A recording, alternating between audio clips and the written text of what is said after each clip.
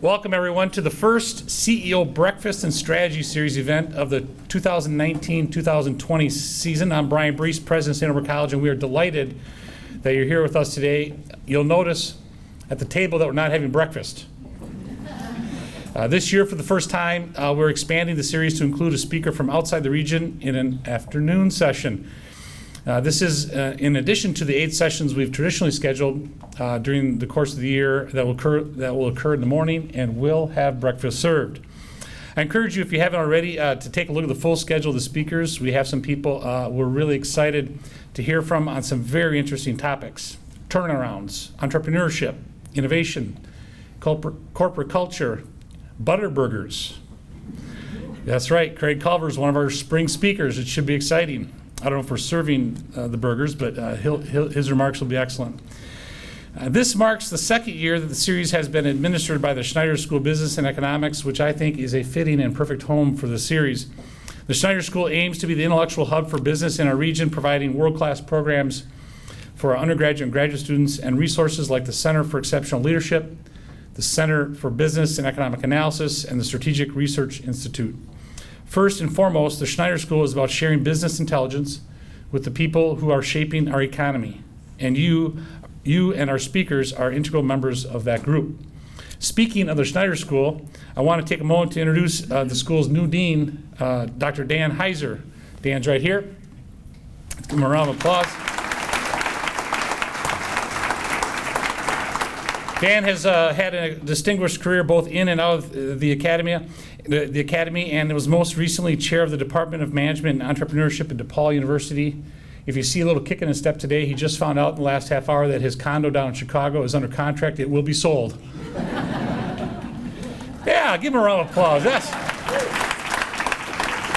He is definitely someone you'll want to get to know. Dan and his team have some exciting new ideas and plans for outreach and partnership that I think you'll find of great interest. Getting back to the CEO series, I want to thank our presenting sponsor of the series, Myron Construction. If you're impressed with our facilities on campus, which you ought to be because they're fantastic, you can thank Myron. They've built or renovated a great number of them, and we're very proud to have them as a sponsor and a partner in our business at the college. So please give Myron a round of applause for sponsoring us.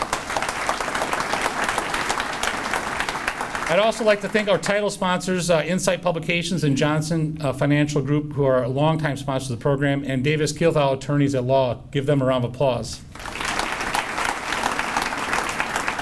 This series wouldn't be possible without our sponsor support, and we're grateful. And today, I'd especially like to thank Baker Tilly, the sponsor of our speaker, Bob Chapman. I'm very excited to have Bob here. We had dinner with him last night. Just a really engaging, inspiring story.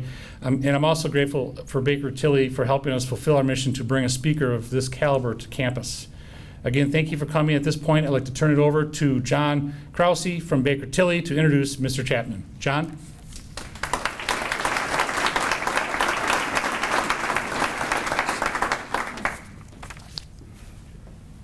For the record, I eat breakfast 3 times a day, so we could still have breakfast. We could still be serving breakfast this afternoon. That'd be perfectly fine with me. But I'd like to echo President Brees' comments about how exciting it is to have Bob here. We're all busy. We go to a lot of presentations. You're going to like this one. I'm a CPA, very introverted. Bob is also a CPA by training. He's not introverted, so you're going to be in good hands. In case things get sideways, we do have the bar in the same room, so you'll definitely find things to keep yourselves occupied if the presentation doesn't grab you, but it will.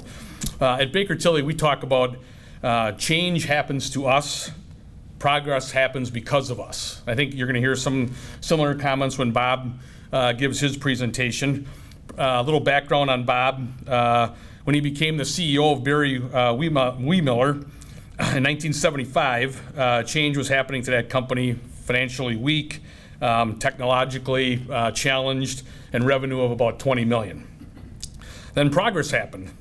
Thanks to Bob, and I'm sure he'll say thanks to the team, through acquisitions and organic growth, the company grew to encompass 100 acquisitions, primarily in packaging, paper converting, sheeting, and corrugating industries. Today it's a $3 billion business with 12,000 team members. I'm interested to hear how you keep all of them happy. How did it go from a near casualty of change to being a beneficiary of change?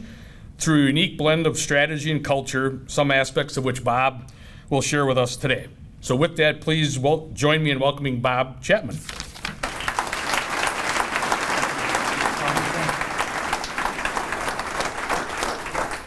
This is kind of a broad spectrum of people, and obviously the screen is here to kind of reinforce our message.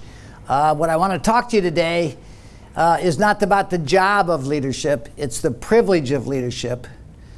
And I want to talk to you about the skills and the courage to care about the people you have a privilege of leading.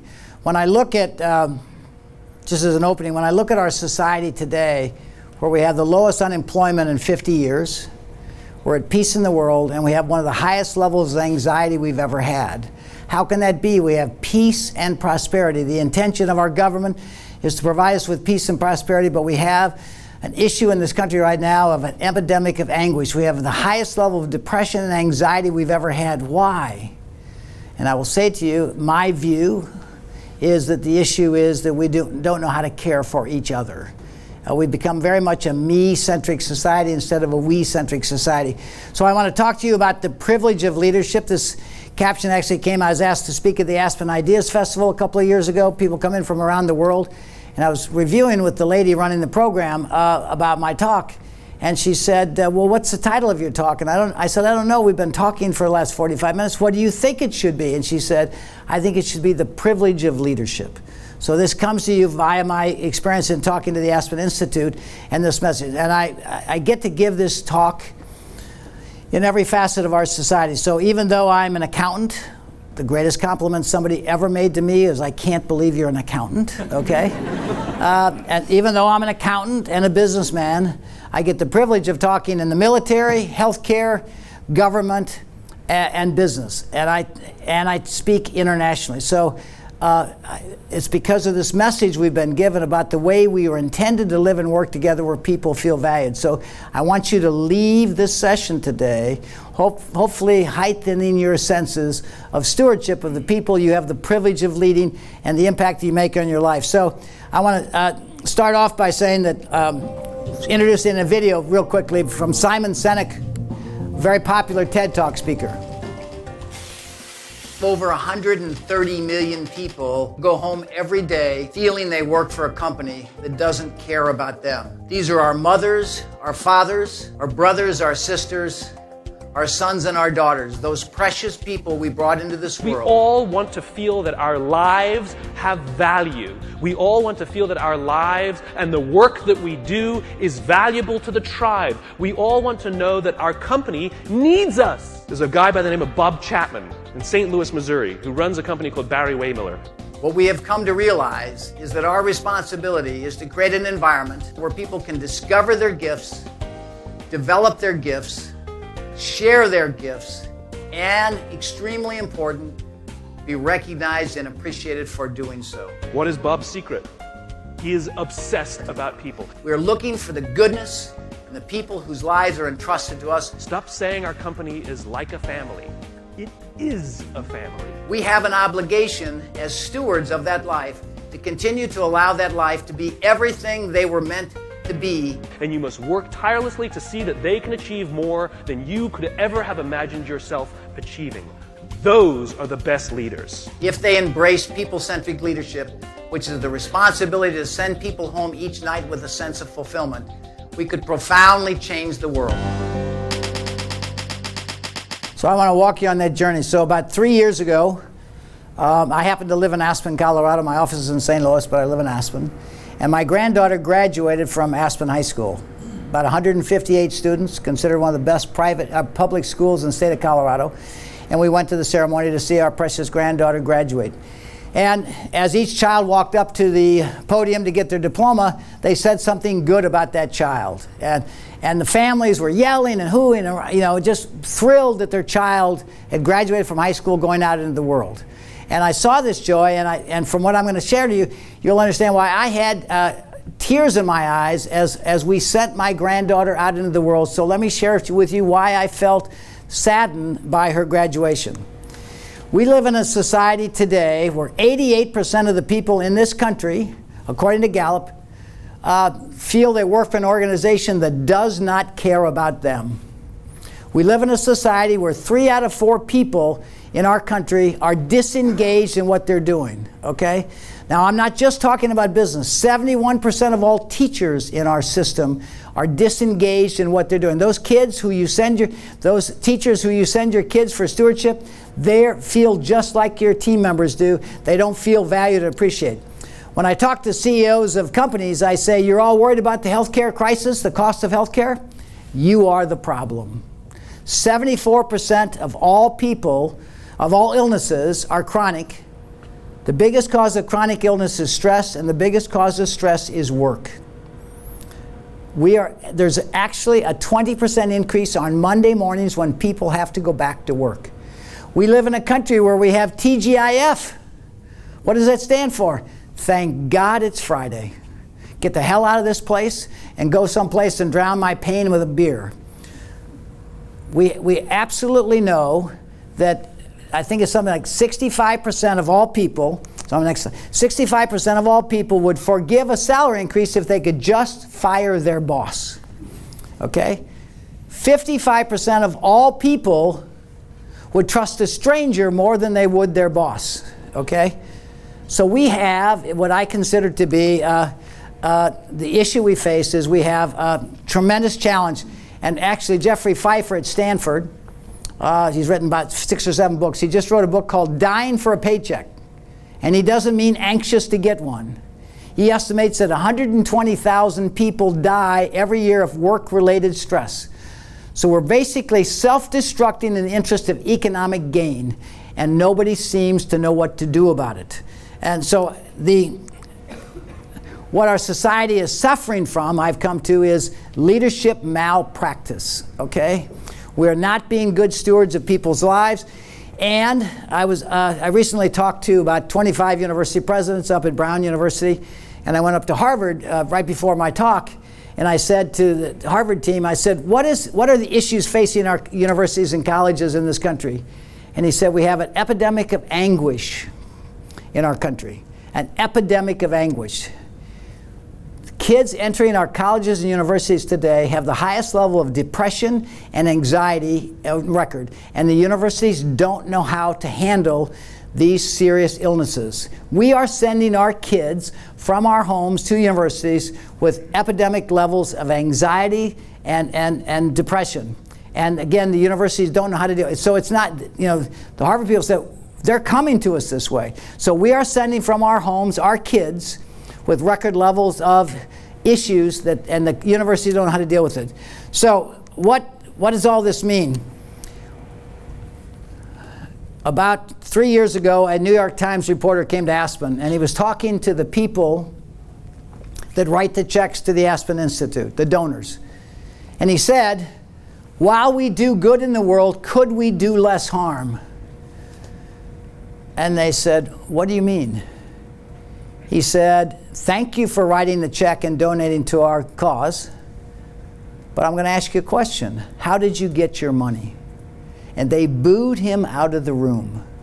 We have a society where acts of charity are celebrated, but we really don't care how they earn their money. Were they good to people? Did they do it in ways in which we enriched our culture? It doesn't matter because they wrote a check to the United Way or the Cancer Society. And his point is, while we intend to do good, which is good, can we do less harm? So in that vein, the point I want to make is, what do you feel good about in your life? So a gentleman, a very successful private equity investor, flew out to Aspen to have dinner with me a few years ago. And I said to him, his name is Jay, I said, Jay, what do you feel good about in your life? And he thought a minute and he said, well, I'm known for my $140 million gift to Notre Dame. But that's not what I feel good about. What I feel good about is the minority student that I help get an athletic scholarship every year. I said, that's great, Jay. How many people do you help? And he said, 5 or 6 minority students get an athletic scholarship. I said, that's great. How many people work for your company in the world? He said, 100,000. I said, so what you're telling to me is that you care about 5 or 6 minority students you help, but you don't care about the 100,000 people that made that possible? And this very fine gentleman sat there and said, I never thought about that.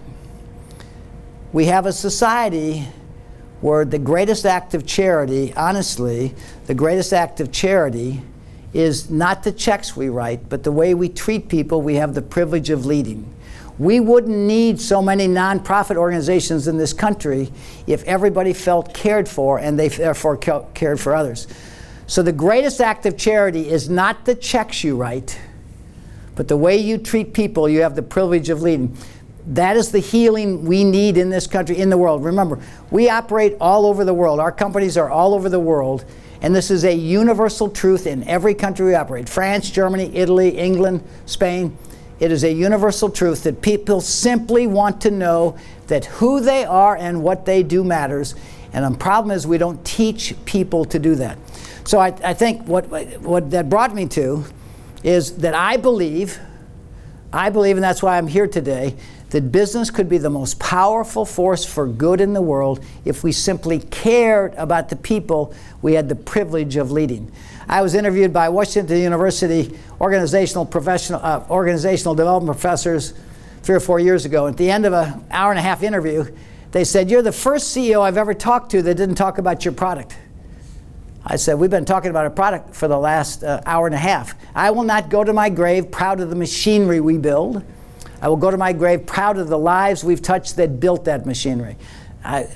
So it was very clear that most people define their business around a product instead of the opportunity to impact the people's lives who come together in that business. So I think as we try to articulate what that looks like, what was I taught? As I think back on my undergraduate degree in accounting from Indiana, my graduate degree from Michigan, an MBA, and then my experience at Price Waterhouse, what was I taught? I took management classes, got a degree in management, and got a job in management. So what did I try and do? I tried to manage people. I thought that's what we were supposed to do.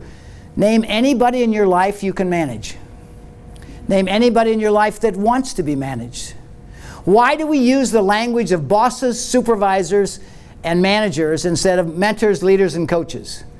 Because then people act like bosses. Does anybody really want a boss? Does anybody want to be referred to as a boss? Does anybody want to be supervised? We're talking about adults, okay? So we hate that language, and we think the problem with language of business is broken. Second thing, nobody ever said this, but what I assumed was that for me to be successful, I needed to hire accountants, engineers, salespeople, production people, and I saw them as functions. I didn't see them as humans. I saw them as a function for my success. My education was, you want to be successful? Get a good education, get a good job, get good pay, have the nice homes, live in nice places. That's how we define success in this country. I was never taught to live lives of meaning and purpose. I was never taught how to inspire people to share their gifts with me. And I was never taught how to care for the people I would have the privilege of leading. I described the word management. I'm sure you will never use that word again after I give you this description. But I define the word management being the manipulation of others for your success. The manipulation of others for your success. Leadership is the stewardship of the people whose lives are entrusted to you in your sense of leadership. Dramatically different perspective. I need these people so I can be successful instead of I see the responsibility I have to those people in my span of care. So in the introduction, when my dad died when I was 30, I joined the company a couple of years out of public accounting. Pretty broken, 100-year-old company that my dad had bought into in the 50s. And the story is today it's the first person I met when my dad died was our banker who pulled our loan. So that's where I began this journey. Today, 110 acquisitions later, it's a $3 billion global company. I only say that because we're not a nonprofit organization. We're also not one company and one culture. We're 110 different companies put together. We've never sold a company. In fact, we tend to focus on companies that are challenged. And then some of you know PCMC here that we bought about 12 or 14 years ago. The company that had no hope and today has no doubt. It's a dramatically different company that we brought this. We're very proud of the impact it's made on this community and the people who dedicated their lives to this. So again, our share price has gone up 14% a year, compounded for 25 years. And I'll show you something just to give value. So I one time asked our team, how have we done compared to Warren Buffett? Well, we actually have outperformed Warren Buffett since 1997 in terms of our share price growth. You naturally, as business people, would say, wait, you're a privately held company, how do you have a share price? We have a theoretical share price that we use for transaction called Stern-Stewart Economic Value Approach. It's the way, in theory, all public companies are valued. It's a very good way to kind of keep a scoreboard. We know what our value is. Everybody knows their stock. So as a privately held company, we actually have a share price. We have about 600 shareholders. The largest shareholder is the Walton family. And Greg Penner, who's chairman of Walmart, told me a few months back that the Walton family considers their investment in Barry-Wehmiller the investment upon which they compare all others. Not just because they invested about $110 million and it's now worth about $220 million about 9 years ago. But that's not the reason, because they've been so inspired by our culture. And so, again, we're not a nonprofit organization. So now I want to take you on the human side. Okay, so what I'm sharing with you is not a theory of the way it should be. I'm now going to share with you my personal journey and our personal leadership model, okay? So this is not an academic theory, and I'm a pretty simple accountant, okay, with a pretty simple education. And these revelations that I'm going to walk you through make me feel like we were blessed with a leadership model that could profoundly change the world, and we feel called to share it. So it's about people, purpose, and performance. It starts with a fundamental responsibility to the people whose lives have been entrusted to us. We ask to join this organization around a purpose that inspires them to share their gifts, and then we have to create value. I don't say profits, because I think that word has got a bad connotation. I say we have to create value. We cannot be good to our people if we're not creating value, because the people who believe in us are looking for a value that they can get a fair return on. So it's about people, purpose, and performance. So I want to walk you through this then. It's a journey from management to leadership, from me to we. What you want for your kids and yourself is a life where people care for each other, not a life where people care for themselves at the expense of other people. And so I'm going to walk you. It began in 1997. I bought a company in South Carolina, about a $55 million company called Hasten. Bought it from the Bemis company in Minneapolis. It was not doing very well, but I thought I could fix it. So I flew down there to be there the first day I owned it. And up until that time, I was a nice guy, but a very traditional management leader. So I flew down there, and as I was standing in the lunchroom getting a cup of coffee before the office opened, I noticed people were talking about, what do people talk about in South Carolina in March? March Madness. Everybody had an office bet on what teams were going to get to the Final Four, and they were talking about who won, where they were, they were having fun. The closer they got to 8 o'clock when the office opened, you could just see the joy go out of their body. I was not thinking it at the time, but as I look back, what I realized and thought was, why can't business be fun? Why do we call it work? So I walked down the corridor to my first meeting with our customer service team. I had no agenda. It was a $21 million product line, their most profitable product line in the $55 million. I just wanted to meet with the team. I had no agenda. I didn't know what I was going to talk about, but I was going to meet with them. But obviously stimulated by March Madness, I walked into the room, and without even an ounce of thought, without an ounce of experience, I said, we're going to play a game. They said, what do you mean? I said, whoever sells the most spare parts each week will win $100. And if the team makes a team goal, the team will make $100. I simply wanted them to have fun. Never tried it, never thought of it, had no idea what was going to happen. They had 21 reasons why that would not work. Well, we handle the snack industry, we handle the food industry. I said, that's okay, whoever picks up the phone. And what astounds me is I'd never done it before, never thought of it. They had 21 reasons why it wouldn't work, and I had 21 reasons why it would. The good news about being CEO, I can do whatever I want to do, so they did it, okay? 13 weeks later, our sales went up by 20%, but joy went up by 1,000%. Can you imagine playing basketball on a basketball court with no scoreboard? Who's winning? I don't know. How much have you scored? Well, I made a couple of baskets. I don't know how I scored. Or are we ahead or behind? I'm not sure. Do you know most people in our companies play the game of business without any scoreboard? If they go home at night and somebody says to him, how's your day? Well, I didn't get yelled at. Nobody fired me, so it's a pretty good day, okay? How do people go home at night having any sense of how they are doing? So what I learned in hindsight, that game, everybody knew exactly where they were every day. I sold 10,000 parts. I sold 20,000 parts. And the team is goes. So all of a sudden, we had an individual team sport that just popped out of me because of March Madness. And we saw a profound sense of fun. People started, they were texting each other at night, where are we? Where are you? Did you get 100,000? Did you follow up? I mean, I just wanted them to have fun. And all of a sudden they started, and so I went to them 13 weeks later and I said, what happened? And they sat down with me and they said, well, you know, Mr. Chapman, it used to be, I thought I was pretty nice to our customers. But you know, I want to win, so I'm really nice to our customers now. I said, well, that's encouraging. And they said, you know, Mr. Chapman, when the phone rings, it's somebody wanting us to sell a part. So if you're working on something and you can legitimately keep your head down, maybe somebody else will answer the phone and you won't have to deal with the issue that the customer has. Now, because of this game, we're walking down to the switchboard operator and saying, how do you decide who gets which calls? Because I want the calls, because I want to win, okay? And another person said, Mr. Chapman, you think when a big order comes in, it's good? We didn't like big orders. I said, how could you not like big orders? Do you know how much work it was to research the part numbers, to put it in the system? It was a lot of work, so it was kind of negative when a big order came in. I had no idea of any of that before I began this journey.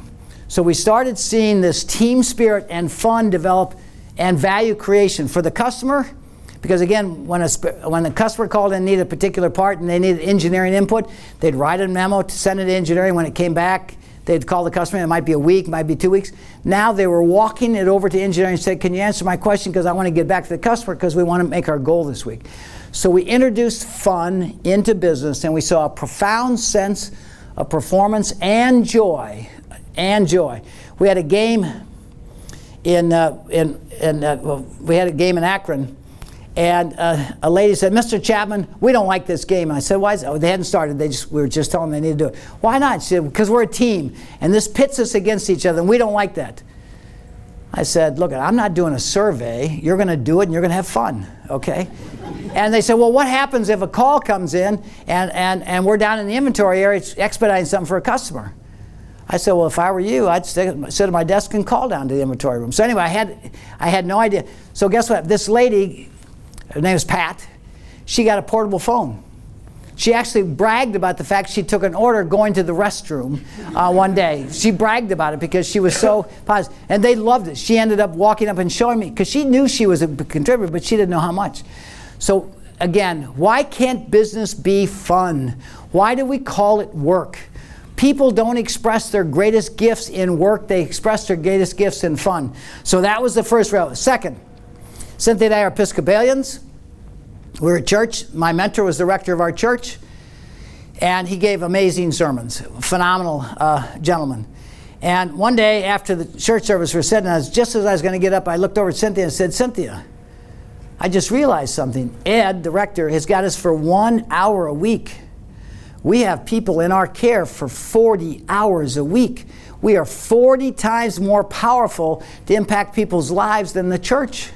As I walked out of the building that day, the church, I said, business could be the most powerful force for good in the world because people give us 40 hours of their life every single day, 5 days a week, and business could be a powerful force for good in the world instead of a source of destruction. The final one, Cynthia and I were at a wedding in Aspen. A friend of mine was walking his daughter down the aisle. Everybody was oohing and ahhing how special she looked, how proud he was. He got to the altar, he took the hand of his daughter, and he said, her mother and I give our daughter to be wed to this young man. And he sat down next to his wife, and they hugged each other as the ceremony continued. Again, you've got to sense my mind goes to different places. So all of a sudden, as she was walking down that aisle, and I saw everybody looking how precious she was and how handsome that young man was, I said to myself, you know what? All 12,000 people that work for us around the world are just as precious as that young lady. And as I saw the father give the hand of his daughter to the young man, I said, that's, having walked two of my daughters down the aisle, I knew that's not what that father wanted to say. That's what he was told to say at the rehearsal dinner. What that father wanted to say is, look at young man, Her mother and I brought this precious young lady into this world. We've given her all the love and care we could possibly give her so she could be who she's intended to be. And we expect you, young man, to allow her to continue to be herself and grow in your relationship as she will with you. Do you understand that, young man? That is what every father wants to say at the wedding ceremony before he gives his daughter away to this young man's care. And that moment I said, you know what? All 12,000 people for us are just like that young man and that young woman, precious young people who are beginning their life, and we should see them not as functions, not as accountant, engineers, receptionists, but as somebody's precious child that's been put in our care. And that is a profound responsibility. I always said when we offer somebody a job, we should have their whole family come to the front of the building, and we should stand there like a ceremony and say, if you will let your son or daughter, mother, father work for us, we promise you that they will have a chance to share their gifts, contribute to the passion, and go home each night to you feeling valued for what they do. That is our promise to you. That is what we need in our society desperately, because 88% of the people are going home today feeling not valued. No wonder we have issues with our kids. No wonder we have issues with our marriages. So the wedding story, I was interviewed for a magazine in St. Louis a few years ago. At the end of it, the writer kind of caught me off guard, and he said, name 3 people you'd like to have dinner with, dead or alive. So I had to think real quick, and I said, well, a guy named Ken Blanchard, who wrote a book called The 1 Minute Manager. Ken was an amazingly gifted leader. He gave some really simple insights. And I said, I'd love to meet Ken. So if I get number 2, I'd love to meet Ronald Reagan. He believed in the goodness of people. He had a vision for our country. He made me proud as our president. So I'd love to have dinner with Ronald Reagan. And if I get 3, he said, yeah, you get 3. I said, I think I'm going for Jesus Christ. What a cool guy. Guy walks on water, does miracles. What a cool guy to have dinner with, as long as it's not the Last Supper. Okay? So the article was written, the magazine, but it was a St. Louis magazine. And I live out in Aspen. So within 2 months, I got an email from a guy named Ken Edelman, who worked with Reagan in the White House. He was a strategic arms negotiator with Russia. And Ken lives in Aspen, and he emailed me. He said, Bob, I saw your TED Talk, and Ronald Reagan would love the wedding story. Well, I was profoundly touched that Ronald Reagan would have, that he would actually take the initiative to call me. And so I was incredibly touched. I said, well, that's probably as close as I'll get to Ronald Reagan. And then I was out in California at a leadership conference giving a speech. And a guy taps me on the shoulder and said, Bob, I just had dinner with Ken Blanchard, and he loved the wedding story, and he'd like to talk to you. I said, uh-oh, that's number 2, and I'm not ready for number 3 yet. So I would say to you that those revelations of people, I cannot believe that those 2 people randomly gave me feedback on 2 people having never seen the article. So I would say to you that the wedding story is the one I want you to walk away with, because when you look at the people that you have the privilege of leading as somebody's precious child, even your child, are you treating them as you want your child treated? Are you sending them home each night feeling valued for what they do? Because that is the standard of care we should have in leadership. And the brokenness that we see in the world would go away tomorrow. And remember, we have people flying in from all over the world to study our leadership model. From South Africa, from Russia. We had a CEO of a company in Moscow read my book, fly over, because he wants to bring this to Russia. It is a universal truth that we have not created leaders in the world that know how to care for people. They care for financial results and economic gain. So that, those are the 3 transformations. So our guiding principle, developed during the height of the Enron scandal, when leadership was considered, business leaders were actually considered lower than lawyers, which is almost impossible to imagine. But business leadership was considered very poor, and we were trying to define what success looked like. And I said, we define success all wrong in this country. We define it as money, power, and position. And it should be the way we treat people. And so we came up with an expression, popped out of me. We're going to measure success by the way we touch the lives of people. We touch our team members, we touch our customers, we touch our communities, we touch our suppliers. And so that became the overriding principle upon which we began to bring these principles to the market. So I'll tell you a story of Steve here in Green Bay. So not too long after we bought PCMC, we had a global leadership meeting around the ideas of lean Toyota production system. And so we brought in our operating executives and presidents, and we were meeting over at the PCMC headquarters. And the night before, I got an email from Craig Compton, who said, Bob, some team members went on their own and took some of the concepts of lean and did a project for Procter & Gamble and had great results. You might want to walk out in the plant tomorrow and acknowledge them. And I said, well, why don't you just ask them and to come into the meeting tomorrow and tell everybody? So Steve and two of his colleagues walked into work the next morning and said, you're going to go give a presentation to the global leadership team over at the Ashland Avenue. They said, fine. So they came over and they talked the language of business. We came together, we shared ideas, we came up with ideas to reduce engineering hours, improve quality, shorten lead time, reduce cost, and we shipped it on time, and the customer was satisfied. This was a 15-minute presentation about numbers. Despite being an accountant, I paid no attention to the numbers, and I watched these three gentlemen talk about the effort. And I just happened to say to Steve, Steve, how did this affect your life? Now here's a guy that walked in the plant thinking he was just going to go do his job, ends up giving a presentation to our global leadership team, and the chairman of the company asked him about his life. So what did he tell me? The truth.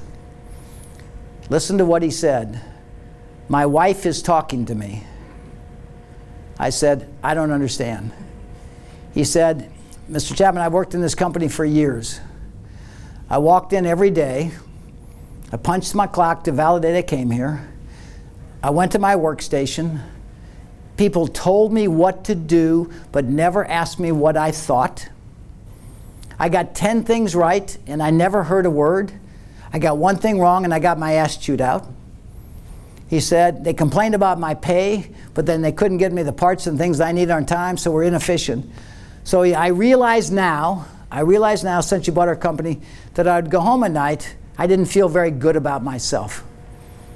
And when I got home not feeling good about myself, I'd take my hat off and open the screen door and I'd throw my hat in. If my hat came flying back, I knew I better go have a beer because my wife was not in a good mood. Since you bought our company and brought truly human leadership, since people actually ask me what I think and acknowledge my contribution to make it better, I feel better about myself, and when I go home, when I feel better about myself, I'm nicer to my wife, and when I'm nicer to her, she talks to me. Said, Steve, we're going to have a new metric in the field of lean. It's the reduction in the divorce rate in America. Why? If my statistics are right, which nobody debates anywhere in the country, if 88% of the people go home not feeling valued, how do they treat their spouse and their kids? If you've been subject to that 40 hours a week, so I'll tell you, so a couple of weeks later I was hiking in the mountains of Aspen with my daughter who had 3 kids and a lady named Beverly who has a TV show, and I said to Jennifer, my daughter, I said, Beverly had a TV program in Dallas on family counseling. She's famous. And so Jennifer asked her the same thing you would ask her. She said, Beverly, what's important in raising kids? And Beverly thought a minute and she said, well, there's a lot of things that are important, but what we found in our work was the single most important thing in raising good kids is a good marriage. And I said that day, bingo. If we send people home feeling valued, and because of that they treat their spouse as they have been treated, the kids who grow up looking at that relationship between their parents will have a chance to see what caring for each other looks like. Right now, if my numbers are true, what are our kids today seeing? Okay, what are they seeing? I'll pause and say to you, when we decided to create an educational university within our company to transform people from managers to leaders, and we started with a clean slate because there's no such thing that exists. There's only management classes. So we couldn't send people to universities. We had to create our own class. This is what's startling. 95% of the feedback of the people who take our leadership class tell us it improved their marriage and their relationship with their kids. They don't come and tell us they run a better accounting department. They don't come and tell us they're more effective. They come and tell us how it's affected their relationship, and we had no idea. I'd also tell you the amount of man tears we get from adults when we teach them to be leaders is overwhelming. People sob at our graduation because they realize the people they've hurt unintentionally in their life because they were managers, bosses, and supervisors, not leaders, mentors, and coaches. So we get a huge emotional transformation. And we teach, the foundational thing we teach is empathetic listening. I thought when you cared for somebody, you went over and talked to them.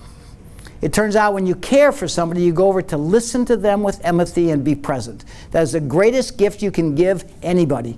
And we've now seen that because we teach this all. So the fundamental class is on empathetic listening, which is the greatest act of caring, leadership, parenting, caring. And one of the things that you'll see here is that I will say there's no difference between parenting and leadership. Because our leadership model came from Cynthia and my intense interest in being good parents. And so all these things are identical with parenting. What is parenting? The stewardship of these precious lives that come into our family through birth, adoption, or second marriage, which all of you take very seriously. What is leadership? The stewardship of those precious lives that walk into our building everywhere in the world who simply want to know that who they are and what they do matters. And that is the greatest act of caring. So parenting and leadership are identical. So we ended up embracing many of the things we learned about in parenting. And one of the things we learned about when I was young, and 6 kids, one of the things I learned, if you don't compliment your kids 5 times more than you suggest that they could do something better, they can't hear it and it ends up affecting their personality. You need to, for every act of caring, of helping them be better, you need to find things they're doing well. And so we began about 12 years ago. We created what we call the Guiding Principle of Leadership Award. And peers nominate their peers for their goodness, not their sales achievement or their productivity improvement or their years of service, but for their goodness, and based on our guiding principles of leadership. And so and it was just a reaction to somebody said to me, Mr. Chapman, you come up here and give a speech and we're all motivated, but then you leave and we fall back into management practices. Is there something we can do? And out of me popped again this idea, what if I send this fancy red car up here and help you guys understand how to recognize each other? So we did, and we have found it's amazing when people spend the time to nominate their peers for their goodness, and then everybody nominated gets a letter to their home sharing what people said about them, and it's incredibly meaningful to you. And so this is something Simon Sinek loves me to talk about, but in the 08-09, given all the things I shared with you, in the 08-09 crisis, it began in September 08, and January of 09 I walked into our board meeting, and our board said to me, aren't you going to lay off people? I said, why do you say that? They said, everybody's letting people go. You know, the economic crisis is horrible. And I said, no, I think we're okay. I think we got a good backlog of work. And the board said to me, well, are you being an optimist, Bob? And I said, I don't think so. So like 2 months pass, and I'm in Italy at our operations, and I get an email that our Green Bay operation, which we had a huge, I think, $20 million order from Procter & Gamble put it on hold. Okay, now we had a lot of people working on a $20 million order from Procter & Gamble, and all of a sudden I said, oh my God, it's hit us. We can't avoid it anymore. But because of our guiding principle of leadership, because we measure success by the way we touch the lives of people, I sat in my room like I had never had before in any other economic crisis, where we let people go. And downsizing, it's just what we do in business. It's not personal. You know, you'll get over it. You'll find another job. And so when I said to myself, sitting in that hotel room in Italy, if we let people go, we're going to hurt some people. And if we measure success by the way we touch the lives of people, we don't want to do that. So stimulated by that overriding message, I sat in my room and said, what would we do? And I came up with an idea. I said, what would a caring family do if a member of the family was in crisis? We'd all pitch in, right? So that member of the family would get through that crisis. So I came up with an idea, all sitting in my hotel room in Italy. I emailed back to St. Louis and I said, team, I'll be back in a couple of days, figure out how to do this. What if we asked everybody to take a month off without pay so we don't have to let anybody go? Never tried that before, never done that, always had done layoffs, downsizing in down times. Just what we do in business. And my team, by the time I landed, they'd figured out a way to do this, and we announced it, and you can't believe the joy in our company. I told people they're going to lose 1/12 of their pay, and we found immense happiness. We had older people volunteering with younger people to take some of their weeks because they knew they couldn't afford it. The acts of generosity were amazing. Why? Because A, they felt safe. They weren't living under the threat of being laid off. And B, They wanted to help their friends in the company and help people get through it. So people bonded together. You cannot believe the impact on our culture when people went through that hard time together, because everybody gave up something so nobody would get hurt. So we let nobody go, and we got through that economic crisis dramatically. So that was a big learning, and it was only stimulated by our goals. So what have we learned that I want you to walk away with? Leadership and stewardship. Leadership is the stewardship of the people that you have the privilege of leading. It is not a job, and it is a profound responsibility to be a leader, just like it is a parent, okay? People in your care for 40 hours a week. Number two, everybody wants to know at every level in the company that who they are and what they do matters, and we teach people how to let people know they matter. One of our classes is recognition and celebration, where we help people learn how to let people know in thoughtful, appropriate, and timely ways that they've made a difference. And the sense of joy, the sense of recognition is profound. So, as I said, the biggest learning is that listening is a skill. In schools, we teach debate and speech, but we don't teach listening. Bill Urey of Harvard, Bill Urey wrote a book called Getting to Yes. He started Harvard School of Negotiation. Bill Urey came to our plant in northern Wisconsin, and he spent, because Simon Sinek said, you got to come and see this. Bill Urey spent 2 days talking to our people, and you know what Bill Urey said? He saw the answer to world peace. Now, how can you go to a manufacturing plant with 500 people in northern Wisconsin and see the answer to world peace? I said, Bill, I don't understand. He said, Bob, I saw a place where people genuinely care about each other. Does that make sense? That's the world he imagines, where we eliminate the conflict. Then he said, because of our listening class, Bill said, I realize now I've been going to global peace talks for 30 years. He's been involved with the Russians, the Venezuelans, the Colombians in global peace talks for 30 years, and he now realizes that's exactly what they are. They're global peace talks. The reason we have conflict in our families, the reason we have conflict in the world, in our communities, is because we don't know how to listen. We don't know how to understand each other, so we can't work out our differences. So we have the conflict in our families, with our kids, with our spouses, with our communities, and our country. Okay? Because we haven't learned to listen and understand each other. I'm right and you're wrong. And I'm going to spend the rest of my life proving that I'm right. So we have a culture where we need to value people. I mentioned parenting and leadership is identical.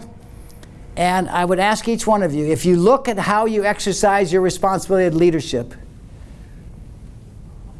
would you want your kids working for you? The way you treat people you have the privilege of leading, the standard of care. Because people say to me all the time, what do you do about the people that don't get it, Bob? And I said, just treat them like you'd like your son or daughter treated if they didn't get it. They said, well, that would be different. I say, why is it different? Somebody's son or daughter you're treating that way. So the standard of care in our company is be the leader you want your kids to have. Think of the way you interact with your people. How do you feel that the people you have the privilege of leading, you are sending home each night feeling valued and appreciated for who they are? And this isn't about being nice anymore. That's parenting is being nice. I gave a speech out in Los Angeles to 150 presidents of companies. At the end of the speech, I said, how many of you people disagree with me? Not a single hand in the audience went up. I said, well, great. How many of you agree with me? 150 hands went up like this. Mr. Chapman, I agree with you. I said, well, great. Ask me a question. So a gentleman in the back of the room raised his hand and said, Mr. Chapman, I agree with everything you said. But he said, God damn it, I think it would be hard to do that. And I said, and again, I have no idea where this question came from. I said, are you married? He said, yes, I am. And I said, well, I'm just curious. Do you find being married easy? Knowing he was with 150 people he knew and the social ramifications of what he was going to just answer, he put his head down a minute and thought, and he said, no, God damn it, it's hard to be married. And I said, you're right. Name any human relationship that's easy. When we get married, we stand up in front of our friends and family and community and say, we are going to be with this person in good and bad times for the rest of their life, and we commit to do that. That's pretty hard to do, isn't it? Okay, as we go through our journey in life. When we raise kids, it's pretty hard to raise kids in our society today so they can be who they're intended to be.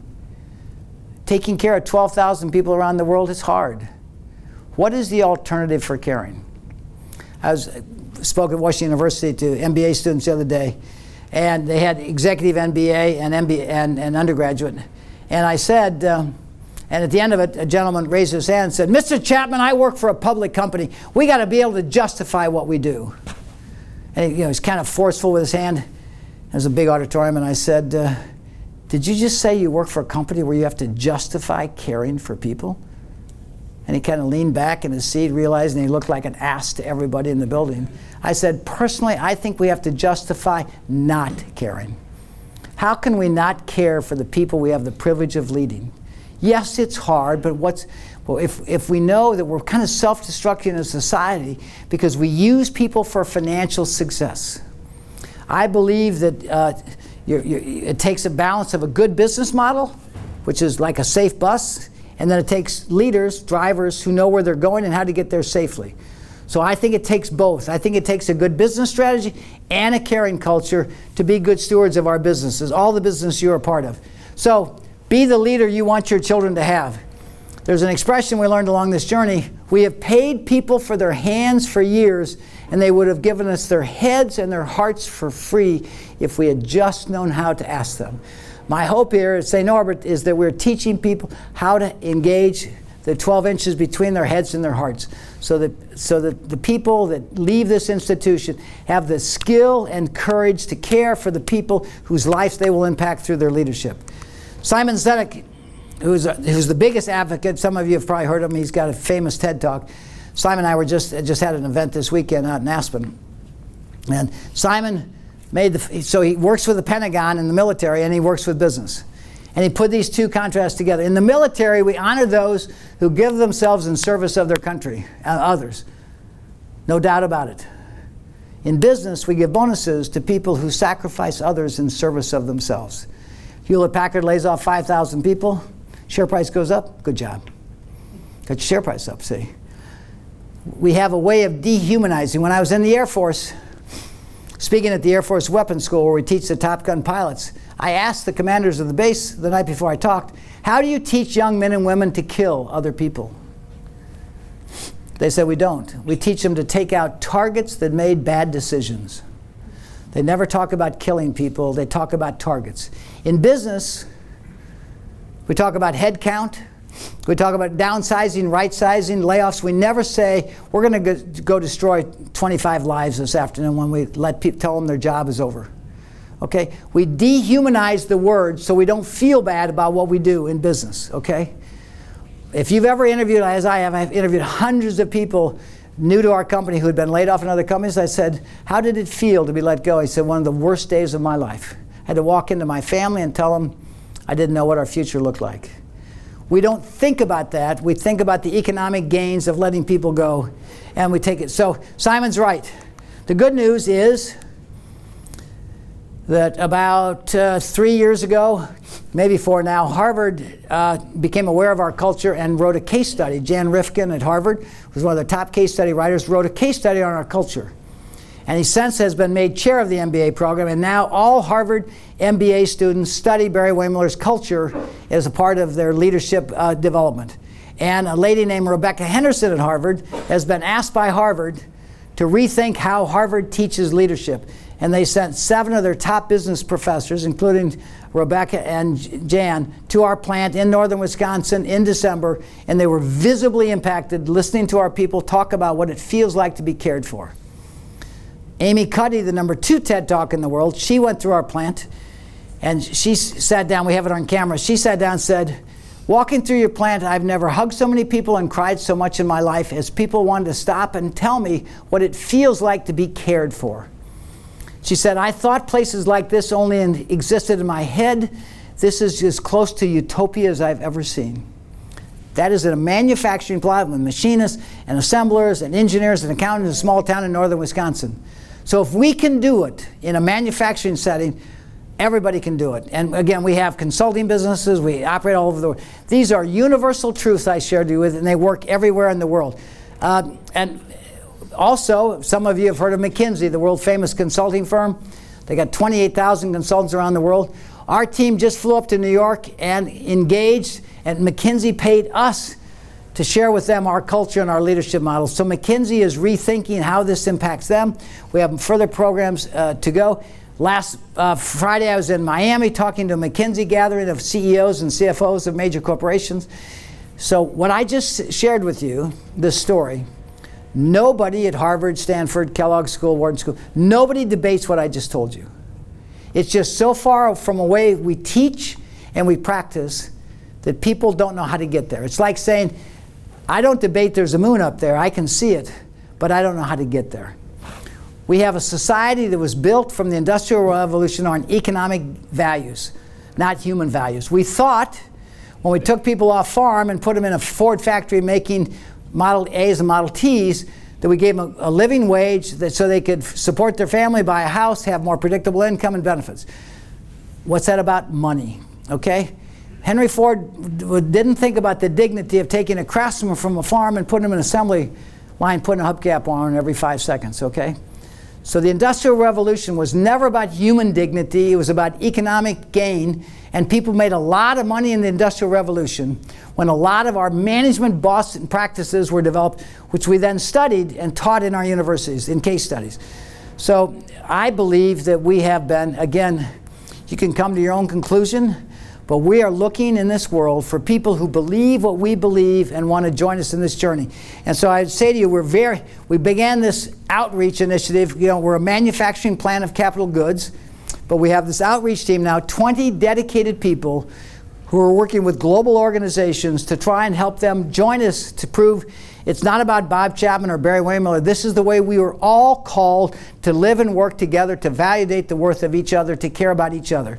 And the good news is Doug Parker, the chairman of American Airlines, heard me speak, asked me to come up to the executive meeting at American Airlines, and they are our single biggest client now. And Doug Parker told our team the other day that we are profoundly changing American Airlines. The St. Louis Blues in January were in last place in the National Hockey League. They engaged us, and they ended up winning the Stanley Cup after 40 years. I'm sure there's a correlation, but that's a fact. Okay, and San Francisco 49ers. And Myers Food Stores. I think you guys know Myers Food Stores.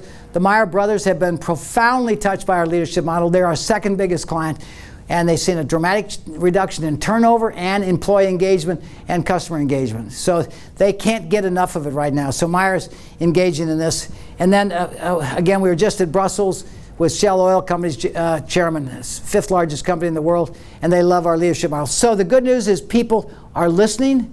Nobody's debating it, and we're helping them along that journey. So we wrote a book because Simon Sinek said, you're being stingy, you have to share this with the world. We had no intention of writing a book or doing a TED Talk. We just evolved through those leadership revelations to a point where we felt we had been given a message on how we should live and work together. And this is the Cliff Notes version of our book. Everybody wants to be better. Trust them. Trust is the big word in our culture. Leaders are everywhere. Find them. It's amazing where we find pockets of leadership in our company. People achieve good things, big and small, every day. Celebrate them. Don't wait for, I don't spend much time on 25-year, 30-year anniversaries. I spend time on people who are giving us their hearts and soul and making their life different. Because just because they're here 50 years does not mean that they made an impact on other people's lives. Everybody matters. Listen to them. I want you to walk away. We teach, when we started our university, a young man, part of our leadership team, worked with Brian, felt that the first thing we had to teach people is listening, which I mentioned before. I was against it because I said, why do we need to teach adults to listen? We all know how to listen. But they overrode me, and they created a 3-day course. And I was in Minneapolis a few months later, and a young lady, our personal director in our Minneapolis plant, walked up to me and said, Mr. Chapman, I just took your leadership, or your communication skills class. I said, great, what was it like? And she said, this is a 30-something-year-old girl. It changed my life. And I said, wait a second, we taught a 3-day class at work and it changed your life? She said, yes, I now know how to raise my 2-year-old daughter. I said, I don't understand. But that opened my mind, and I started going around the country a couple of times with my wife, and we'd sit down with people who took our classes and said, how has it affected your life? I wouldn't be divorced now. My wife and I have got the best relationship ever. My teenage daughters are calling me. We saw grown men and women cry when they were exposed to this. And so about 10 years ago, Cynthia came from our visit in Phillips, Wisconsin, And she said, Bob, we have to take this outside the company. So we created what we called Our Community Listens, a nonprofit where we have about 70 professors now around the country who go into communities and teach people empathetic listening. And the universal statement is, it changed my life. I had no ideas, the people I was hurting, because I didn't know how to listen to them. We had one young lady that works for Simon Sinek named Kim, and I was sitting with Bill Urey of Harvard and Simon on our jet, and Kim was sitting in the middle, and I said, Kim, didn't you take our communication skills class? She said, yes, I did. I said, I'm just curious, what was it like? And she said, well, I have to tell you, my mom and dad are divorced. My mom lives in Colorado Springs, and I'm very close to my mother, and I call her every day. I took your class, and I realized that I called my mom, and I talked to her every day, but I didn't listen to her. So I began listening to my mom, and she starts sobbing, and said that as a result of listening to her mother changed profoundly because she was there and listened to her and cared for her. So this journey of listening, so we now teach around the country. One of our biggest campuses is the United States Air Force, where we teach it. We teach, and the chief of the 4-star general at Scott Air Force Base told the chief of staff of the Air Force that this is the most powerful class in the United States Air Force because it's about personal relationships. You cannot have the relationship you want to have unless you have the skills of empathetic listening. If any of you go to our OUR Community Listens, you'll see we have classes probably in the Green Bay area someplace. We have a chapter here. We have a chapter here. So we teach people how empathetic, and even Dean took it, right? And he's an improved man. I like him much more since he took this class. So I wanted to leave you with that. So, and the good news, some of you have seen the news that the CEO Roundtable, which is 200 of America's largest companies, CEOs got together, and they issued a statement recently, it was all over the press, that we need to focus on more than just shareholder value. Amen, okay? That's exactly our message. And so, I mean, the CEO of American Airlines signed it, CEO of Walmart signed it, Jamie Dimon led it of JP Morgan. So there's a growing awareness that we are breaking the culture of our company, our country, because we in business are not sending people home feeling valued and cared for. And again, we don't need to change. People say, when I spoke at the Air Force Base in Charleston a couple of weeks ago, like 10 people came up to me and said, you ought to run for president. I said, why would I want to do that? I can change the world much faster through business than I can through politics. There's nothing that I've said to you that if every one of you walked out today and said, what does this mean to my role as a leader, that we couldn't profoundly change this community, the marriages in this community, and be an example for the country, where people feel valued, okay? Where people go home at night knowing that who they are and what they do matters, so they can have the kind of marriage that they want to have, they can raise the kind of kids, so the kids can see parents who actually know how to talk to each other and care for each other and listen to each other with empathy. So the solution to the issues in our country are right in this room. We don't need anybody else. All we need to do is decide as leaders that everybody, we have the privilege of leading somebody's precious child, and we're going to take that seriously, and we're going to get the skills to courage and care. So I want to tell you, my message is a message of hope. We have America's largest corporations have now gone on record. We got American Airlines, Myers Food Stores. The movement is growing. And I'm here to say to you that I now feel there's a chance my granddaughter will someday get a job with a company that cares about her. I know it's profoundly affected her because she did an internship. She actually walked into a class at Colorado University last spring, and it was a leadership class, her third year. And the professor said, today we're going to study this company called Barry-Wehmiller, and this guy named Bob Chapman. My granddaughter says, that's my grandfather. She was amazingly touched. So anyway, Harvard told us 40 universities are studying our leadership model around the country now. So I'm simply here to say to you, when we look at the issues we face in our families, our communities, and our country, the solution is right here in your hands. Okay? And all we have to do is be good stewards of the people whose lives are entrusted to us, and we can profoundly change the world, and our kids can enter a world where they have a chance to be who they're intended to be and appreciated for whatever that is. So what I want, I've told St. Norbert's that they need to have a new banner up on the campus, and it reads this: the way we lead impacts the way people live. I think I brought you that statement. That is my message. The way you exercise your responsibility leadership impacts the way your team members go home and impact their marriage and their relationship with their kids and vote for elections and live in their communities. Because 95% of the feedback when we teach people to care is how it affects their marriage and their kids. They don't say they ran a better accounting department. Okay? So I want to ask each one of you to think about your journey, your purpose, and are you exercising? If you look at the way in which you lead the people you have the privilege of leading, are you treating them like you would like your children treated when they enter the working world and have a chance to express their gifts? That is the standard of care. And all I know is that people fly into our Green Bay plant, PCMC, and to Phillips, Wisconsin, where between the two of them we have about 1,500 people. And they say to me, I've never seen anything like this. Okay? And so there must be something special that we've discovered in this journey that I've shared with you. So I want to ask each one of you to give some thought to this. Everything I've said today is on the internet. I've given 1 million speeches, many of which are on the internet. My TED Talk is on the internet and animated. You can watch that. You can sit down with your organizations and think about what does this mean to you and your purpose in life.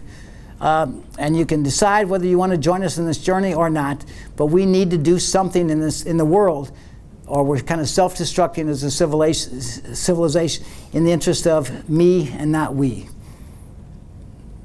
So thank you, and I expect nothing less of any of you than as caring people from Wisconsin, to show that we can create a world where everybody matters. Thank you.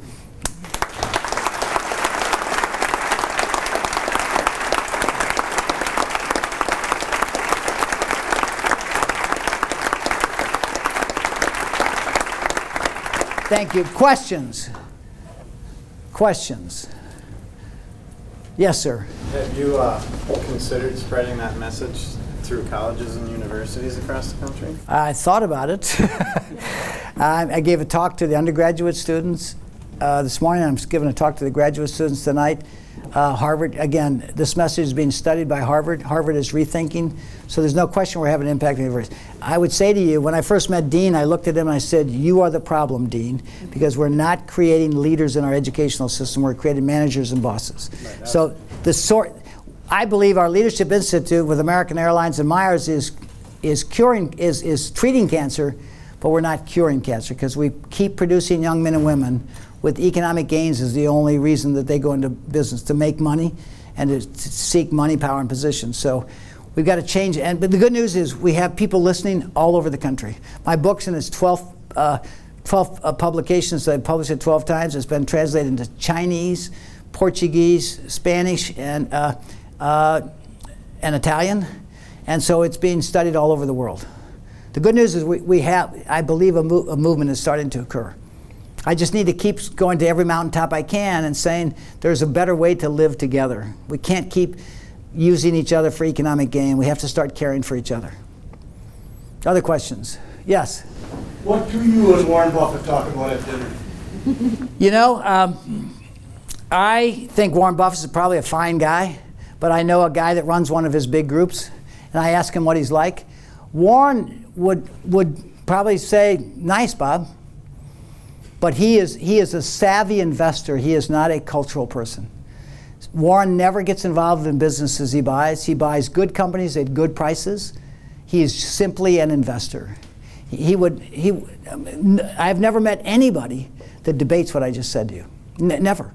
Nowhere. Because, I mean, it's like debating motherhood and apple pie, right?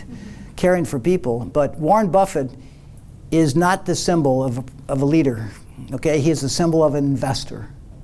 Okay, does that make sense? I know the guy running a company in St. Louis that's owned by Warren, and I think it's $1 billion company. He said, you know, if we need money, we'll call Warren, but that's about it. He just buys them and leaves them alone. And to me, that's irresponsible. Warren could be such a positive force for good.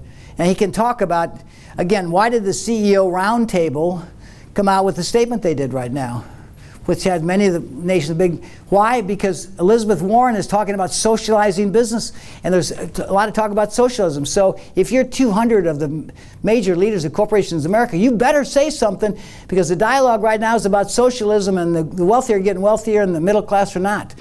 Okay, so they need to make a statement for free enterprise. You know, we need to think about somebody other than the shareholder. Well, welcome to the club. Okay, but I believe they said it given the current political climate. I think they had a responsibility to say that, to kind of keep free enterprise with a decent view. Does that make sense? Yes. I mean, we're working with some of those companies, and it's a big struggle for them to go from, because you know the American public wants money, and they invest in these companies. They want the dollar to go to $2 to $3, $4. They don't really care how you do it. When anybody at a nonprofit here, when somebody gives you a check for a nonprofit, you ask how they got their money, or just thank them and recognize them for their check. Okay, so right now we have a country that's totally driven by money, and the dialogue is money. Common denominator. And anybody that gives money away is a good person. The greatest act of charity is the way you treat people. Other questions? Yes? Do you feel technology is dehumanizing us? No, I think just the opposite. I think technology frees us from the mundane and gives us a chance to be creative. And we've had a huge advance in technology in my lifetime. We're still short of people. So I believe it empowers people with more information. It can be good, like anything. It can be good. It can be used for bad. But I personally think technology. I can stay connected to my wife all over the world right here. I used to have to give her my phone number in every hotel I was going to be in the room so she could get hold of me. So I think technology enhances our lives if used properly. Does that make sense? Other questions? I heard this was a tough group. Any other questions? Yes. How do your customers react to this? You know, you're kind of doing different things, right? Your titles are different, your roles are different, and the outside public isn't maybe quite where you are. So how do you bridge that gap? I'll tell you a little story. I was up sitting on the dock up in Phillips, Wisconsin with my wife. She just happened to be on that trip with me, and a customer was there to check out a machine. And they were project engineers, so not leaders of the company, but people could come out and check out the machine. And the sales executive was with them, walked them down to meet my wife and me sitting on the deck. And so they introduced them as, they were, I think, PCA, the company, Packaging Corporation of America. And I, having been in the business, I know what you say to them. I said, how's the visit gone? Now, 99 and 9/10% of the time, they'd say, we came to check out the machine. We ran a couple of samples. We have a few issues, but the engineers are working on it. We're going to come back tomorrow, and we'll probably solve them. These two gentlemen, again, production team members from PCA, said, I've never been treated like this. My company doesn't treat me like this. They never mentioned the machine. They talked about the way they were treated. Okay? I personally believe our customers love our culture. We send our book to the culture. Our customers come to our conferences on leadership. I've actually spoken to Kimberly Clark, one of our largest customers, at their leadership conference. Okay, people love what we're doing, and they would like to, if all things being equal, they would like to support our company. I will tell you, in terms of our acquisitions, people are coming to us now wanting us to buy their company because of our leadership model. We have unbelievable talent attraction now because people go to our website and said, if it's really like that, that's where I want to work. We have young people say to me, the millennials who in theory are disenfranchised, they say to my parents, if I ever quit this company, they'll disown me because this is the place they want their child. So is there any downside from a customer market? None. Okay? And we don't justify it. Bill George of Harvard said, Bob, you need to measure the engagement of your people because that'll help justify your doing it. I said, I don't need to justify what I'm doing because I think you need to justify not caring. So the reaction of our customers is amazing. I mean, this large customer in Russia, the CEO of a 2,000-person corrugated company, read my book in Russia, flew to St. Louis to understand how he could bring this to his 2,000 people in Moscow. I sat next to him. His name was Stefan. I sat next to him at dinner after our class. And I said, Stefan, I spent my childhood hiding under desks, scared about people like you Russians. And here we are sitting at dinner talking about caring about people. It gives me profound hope for peace in the world. Because I find some of our biggest admirers are Russians. And what the CEOs tell me is amazing. And so I would say to you that it is much more, I can't think of a negative reaction. Okay, but I've seen a lot of positives from CEOs of companies because they want to do business with people who care for their people. They just don't know how to do it themselves. Does that answer your question? Other questions? Yes, ma'am. I know you have an institute, a leadership institute. Have you seen a lot of change in the companies that have gone through that and they take it back to their own companies? Have you started to see that shift happen? Two things. Some people, so we have a series of classes in St. Louis. We have one that started today, right? Called Inspire. It's a taster's menu of what we do. So people flying from all over the world, usually handle 20 to 30 people, and we share with them what we do, kind of a taster's menu. And then they go back, and we know one company, Lippert Components in Elkhart, Indiana, that makes recreational vehicle components. They've sent at least 10 people to our class, and they're now a public company, and they went from 130% turnover in their plant to 30% turnover in their plant. And we flew up there to see their culture, and it made me cry to see how people now feel. These are very entry-low positions. We're putting rivets and screen doors for RV vehicles. Unbelievable stories about when they start caring for people. So I would say some people do it on their own after they learn it, and some people engage our team, like Meyer Food Stores has engaged us dramatically to bring this to their global, to their American operations. So all vary. Some people just read the book. Okay, some people just talk the TED Talk. It's whatever level you want to put your. What I'd recommend to you is my TED Talk's been animated. Where the guy kind of draws cartoons, and it was animated down to a 10-minute TED Talk.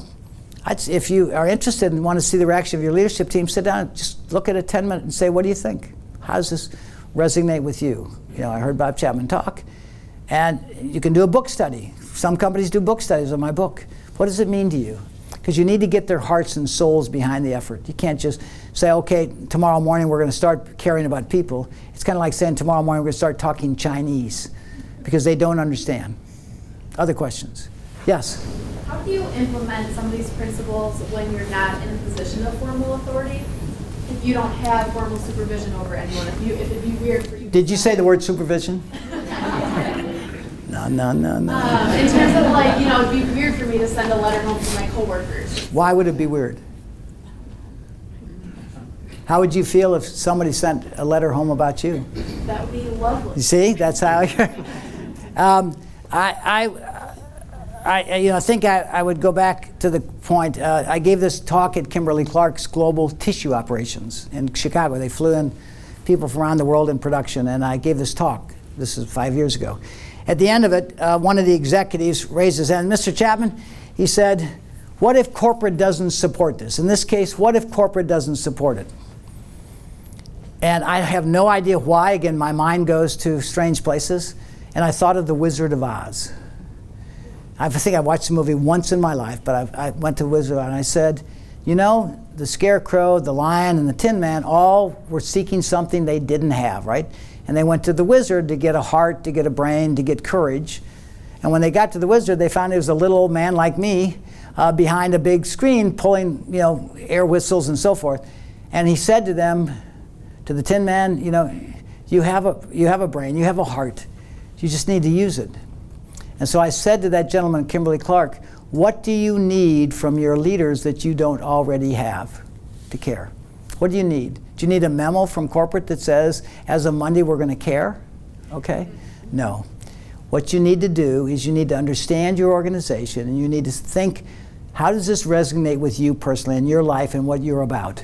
And then you need to begin to on the journey yourself and kind of exhibit the behavior rather than talk about it. And I said to the guy, why don't you just become caring? You don't need capital expenditures. You don't need a corporate memo. You just need to engage your head and your heart together and look at those people. You have the privilege of leading somebody's precious child, right? And you can watch my TED Talk, read the book. The book is supposed to be a how-to, so it gives you the skills to do it. And the thing I'd say to you is, we know it works. We know it works because we're doing this. And we didn't do this to create speeches and write books. We did it because we became aware of the impact we make on people's lives. So normally I would have a little, kind of like at church, I'd have you come up and I'd have some holy leadership water, and I would have you bend down and I would bless you with leadership water, say, you're now empowered to go out and be the leader you're capable of being.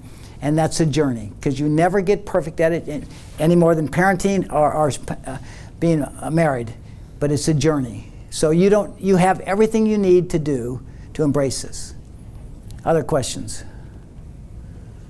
Yes, sir. How do you integrate accountability into the courage to care in Well, I would say to you, accountability is a sense of responsibility. We call it responsible freedom. Our company's share price has gone up 14% a year for 25 years, okay? You guys have in Wisconsin a guy named Steve Jones, who's Kimberly High School. He's won 5 out of 6 state championships, won 72 games in a row. He came down to take our class, and I said, Steve, how do you talk to these young men and women about winning? He said, we don't. We never talk about winning. We talk about playing the best for each other. Think about that. The winningest football coach in the history of Wisconsin tells these young men it's not about winning, it's about being the best you can be for the other players. And so I would say to you, we create this kind of internal desire to be your best for your team members, okay? Not about making more money. So, we make sure that we put people in leadership positions who have a sense of responsibility to others. And that's what really drives behavior, because accountability really means performance. Okay, you're accountable to develop revenue, manage costs, et cetera.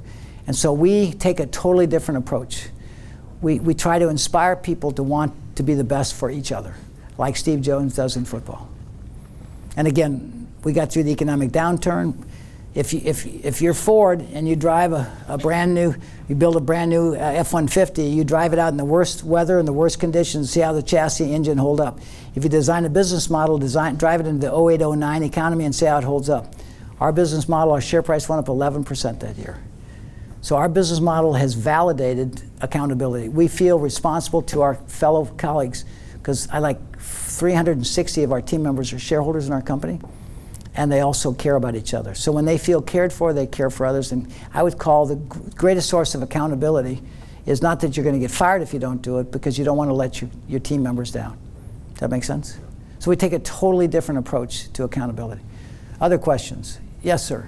Yeah, Bob, just want to say thank you for sharing all your resources. And some of your nearby companies have been gracious enough to personally have us in and show. We have a team of about 200 nearby that every one of our members have seen your YouTube video, and it's had a profound impact. What do you help others who haven't seen? Why do you think it had a profound impact? Why would you use those words? Well, because it's thinking that really sheds a lot of business practices and models that you learn and hierarchy, and I think it really levels out the organization to where we're each individuals. We're all part of a team. We're all there to work together and serve our families and the community. So we're early on in the journey. We're still learning a lot, but it does work. So I want to say that it really does. And I think the question I have for you is, when you have a chance to have dinner with the third person on your list, how do you feel that? I am 74 years old, so that dinner is not that far out. How do you feel, how does your organization fill the void that you fill? And you characterize it and you communicate it. Did you tell him to ask that question, Brian? I Are didn't. you sure you didn't tell him to ask this? Well, about 14 years ago, right? 14 years ago, Brian was a brand new team member from Washington University's Graduate Business School. And he joined us with a big faith background. He worked in nonprofits. And so we were out researching an author who wrote a book called True North, True to Your Roots. And so we flew out to California because we were just early on trying to understand leadership. And so we were having dinner, and this young man who obviously didn't know me very well, because he never would have asked that question, said, "What's your greatest concern?" Well, I'm an eternal optimist. That's one of my leadership traits. And so I paused a minute to answer this young man, and I thought, the worst thing I could imagine is we'd build something great and it'd be too dependent upon me. We've seen many companies fall after their entrepreneur leader leaves the organization, and a lot of people get hurt. I saw that in my mentor was the rector of our church, Ed Salmon, and we had a vibrant church in St. Louis right by Washington University. A lot of young couples with kids, and Ed was amazing. But Ed got called to be the Bishop of South Carolina, and our church fell apart quickly when Ed left. And I thought, if a church falls apart in our faith, how will Barry-Wehmiller survive me? Because none of us want to leave this earth and see our kids live meaningless lives, right? We all hope our kids carry forth our legacy, right? That's why we raise them. And I wanted that for our company. So we got up in breakfast. Brian and I had breakfast in the morning. I said, okay, Brian, you surfaced my greatest concern that I didn't even know I had. So I said, how do faith institutions live centuries beyond their founder? They have beliefs that they articulate, and then they have stories that disciples tell that validate their belief. So I said, Brian, we need to start a university to create disciples to tell the stories that allow this. So it's not about Bob. Brian feels it as passionately as I do, and Sarah and Matt and Kyle and John and Tim, so that we all believe this is the way we are led to be. So that's my only hope. Now I'm trying to figure out a way, even when I meet that third guy, that I can still go back and run the company, okay? I haven't figured that one out yet, but that's my goal. But I would say to you, I'm trying to do what our faiths do to live over centuries, is to get a group of disciples who believe this strongly and will carry it forward beyond my time, because I think you'll see, when you see the pain in our world right now, and the plight of the millennials, and the marriages breaking up, and the pain in the news every day, and you say, what's wrong with kids today? Right? And I say, what's wrong with parents today?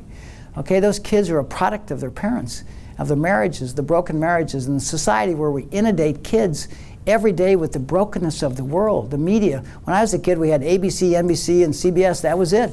Now you got 24-hour news showing you the brokenness of the world every single day. You can't go to a movie theater without being shot, okay? You can't go to a mall, you can't be at a parade without being run over.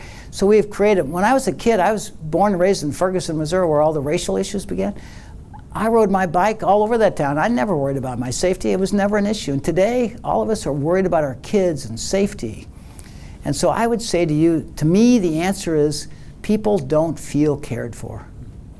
Right? If, again, going back to that startling statistic, if 88% of all people in this country feel they work for a company that does not care about them, no wonder we have these issues.